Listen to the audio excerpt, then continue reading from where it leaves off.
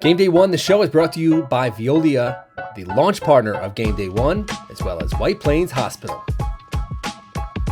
The Section 1 baseball tournament seeds are out. Class AAA, AA, and now Class A. And we're bringing you Game Day 1, the show, brought to you by Veolia Water. I want to thank them, our sponsors, and our Game Day launch partners, and also White Plains Hospital. Let's get into it right now. We'll bring in our man, Eugene Rapay from Aloha.com. Eugene, thanks so much for joining us.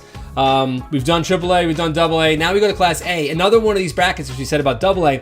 You got to feel, looking at this tournament, at this bracket, you could probably pick 5 or 6 teams and not be surprised by any of them winning the section championship, if not more.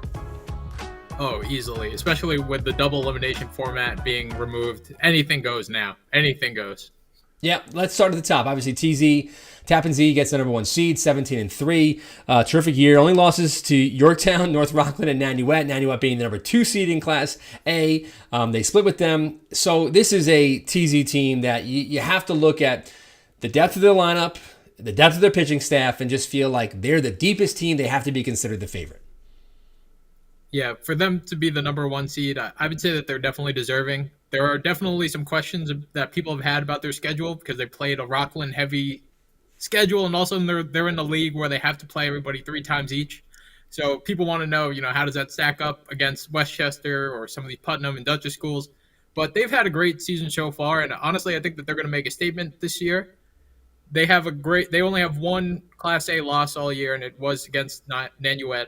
Columbia commit Ben Fischel is just awesome. He's a great center fielder, does it all. He's batting .590 with 37 runs scored from the leadoff spot. He also helps out on the mound, and he does a good job there. Jake Chiora is having a great season. He's batting .481, and he's also 4-0 with a .35 ERA over 19 innings. So he's been having a great season so far. But they also have a couple of breakout guys, including Caleb Hetzel, who is hitting well, but also another go-to guy on that pitching staff with a 6-0 record, 1.38 ERA, and 39 strikeouts over a team-high 30.1 innings. So there's many different ways that they can hurt you, whether it's through their pitching, their deep lineup. They have hitters all around, and they're disciplined. They execute well, and Mark Stanford does a great job over there, and they should be definitely considered the favorite for sure. Absolutely. He's a coach. He's, again, another one who's been around for a very long time. He won a section championship. I think Ryan O'Rourke, the coach of Sleepy Hollow, was his catcher those years. So we're going back early days, well before your time. But I remember them winning as a double-digit seed. So they've been there before. Now a number 1 seed, as we said. Nanuet being the number 2.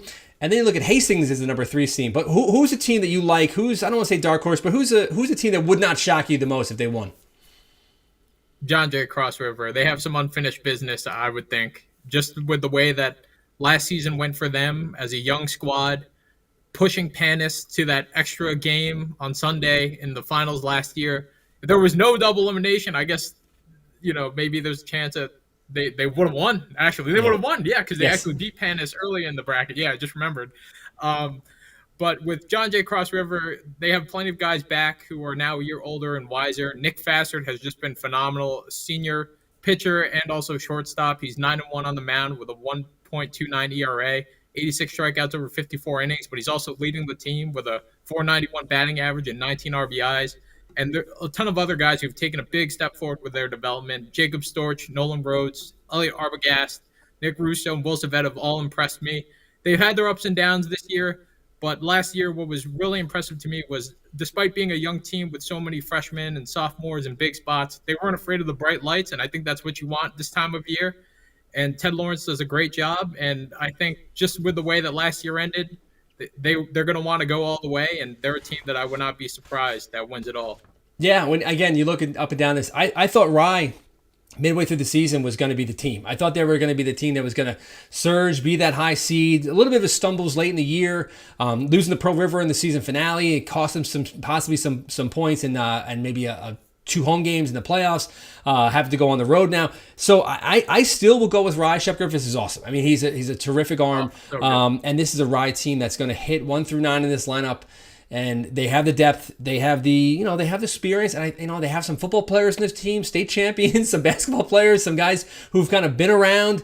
This is just a winning culture on this Rye team. So I like Rye's chances of going out there and stringing the wins together because, again, as good as TZ is and as well as 9 US played all year, I don't know if anyone's safe. I think I think it's all going to come down to these matchups. You look at Rye; they're going to have Ardsley in the opening round, and they have Panis, defending champions, in the second round. Panis is, they're going to have to go on the road to Walter Panis. They're going to play on that turf. I just think that Rye is kind of the team that mentally can go into Panis and win. Is there any other teams that you like? Any other teams down the row, down the list here? Maybe it could be even a deep sleeper. Yeah, Pandas is definitely a team that has impressed me. Despite all that they've graduated, they're still very much in the mix. And Nick Damaso, who was the MVP of last year's section finals, is back.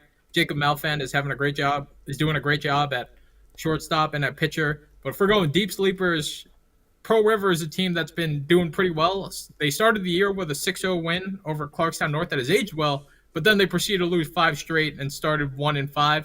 But they didn't pack up and quit. They're rolling into the postseason with some momentum. They're 9-4-1 since then and have a 3-game winning streak, which you mentioned was topped off by beating Rye, where a couple of players got a few home runs. But I'd also be remiss if I didn't mention Nanuet. They went 5-15 last year. They didn't even qualify for the playoffs. And here they are having a big transformative year where they're 13-5-1, and they also have a win over TZ. They were super young last year, but some of those experiences have helped them, and it also helped getting back pace commit Aiden Kempf, who's been doing a great job on the mound and with his bat, and also Hastings. I got to tip my hat to them. When the league adjustments or the league alignments came out and they got bumped up to A, you think how and oh no, but they've been hot as of late. They won 7 straight going into the playoffs, including a win over Albertus Magnus. They played a lot of B schools, so I'm curious to see how they fare in the A postseason. But it's been a great regular season for them, and they have a chance to make a statement here. Yeah, they should get past Irvington. Hastings should get past Irvington in the opening round. John Jay will be the team that most likely face if they beat Briarcliff in their first round. And I would take my chances at home instead of going to John Jay Cross River for Hastings to win. Who do you like winning the whole thing? Who do you like winning the championship? Just like Double A, there's many different ways you can go at the top there. I'm going to roll with John Jay Cross River, roll with Wolves. I think that they get the job done and they get that redemption finish. I'm going to go Rye. I don't know what it is. I just feel like they've teams that face difficult schedules like Rye did, and they're the battle-tested team. You can't just skate by on a weak schedule in the regular season in baseball and expect to perform in the playoffs. I think Rye has played a very difficult schedule, and they're a team that I feel like mentally is ready to go on a run. As long as the pitching holds up beyond Shep, I think that they have a very good chance to go and win a championship. But I feel zero confidence in saying any team, even TZ, the number 1 seed. But I'll take Rye. Why not? Give me the Garnets to win this section championship. Eugene, where can we find you? What other work you got going on this week for Low HUD? I'll be rolling out a couple of preview articles. One will be highlighting some pitchers and aces you don't want to face in the postseason, whether they carry you to the finals or potentially spoil your run. And then we'll be highlighting some teams to watch for in each class for the postseason. All right, Eugene, this should be a lot of fun. Do you know where you're going this weekend yet? Have you picked out your game? Looking at the brackets, are you going anywhere Saturday? I'm looking to see. I haven't seen all the game times yet, but I'll definitely be checking something out. Yeah, something where we can maybe see 2 or 3 games in a day would be nice. Space those games out, be a lot of fun. Section 1 should do that. That Saturday should give us a 10, a 1, a 4, and a 7. Be a lot of fun. But Eugene, enjoy. Thanks so much for joining us. Thank you, Kevin.